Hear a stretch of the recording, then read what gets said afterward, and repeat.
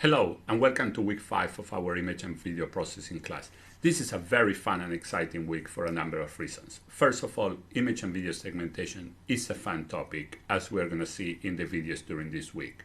Second, because during this week we're going to be transitioning from the fundamental material to the more advanced material.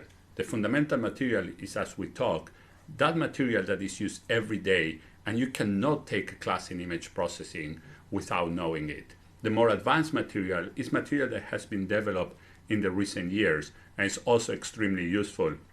And as we're going to see, it actually often forms parts of very important products today in the industry for image and video post-processing. So let's just get into image segmentation. As I say, it's going to be a lot of fun. But what is image segmentation? We should basically, first of all, try to answer that question.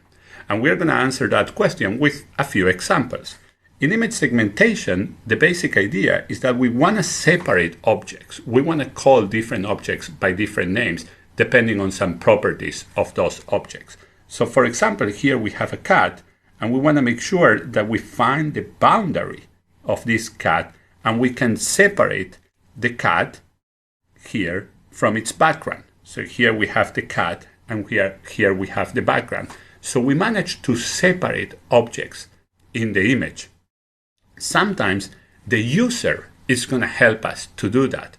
For example, the user can mark, this is my foreground, this is what I care, the objects I care, this is the background, the objects I don't care. Just two very simple marks. And from that, we basically need to develop a technique that will basically extract the horses from the background. And sometimes this type of segmentation is called foreground-background separation. Once we do that, we can, for example, change the background, something that is done very, very often in the movie industry, changing background of different scenes, as we're going to see in a second. So this is kind of foreground-background separation. Sometimes what we actually need is to label everything that happens in the image. So to find regions in this image, which is an image of neurons taken with a technique called electron microscopy that we're going to discuss later in the last week of this class. We have, as I say, images of neurons from electron microscopy, and the idea is that we want to label every pixel according to the class that that pixel belongs to. So basically we are coloring the image. We're saying all this region should have the same label.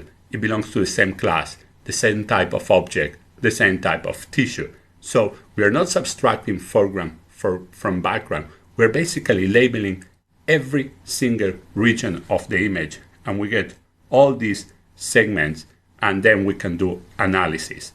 Finally, we also have the same problems in video, and we see that here. And this is a video that we already saw at the very beginning of the class. Let's just basically run it. We have the video, and we have a similar video, but with a different background. For doing that, we had to extract the main object here from the video, so we are able to produce a different background for that. And basically, this is what's behind a very important component of one of Adobe's products called After Effects. And we're going to learn that. We're going to learn exactly what's the underlying technology for basically the video segmentation in After Effects.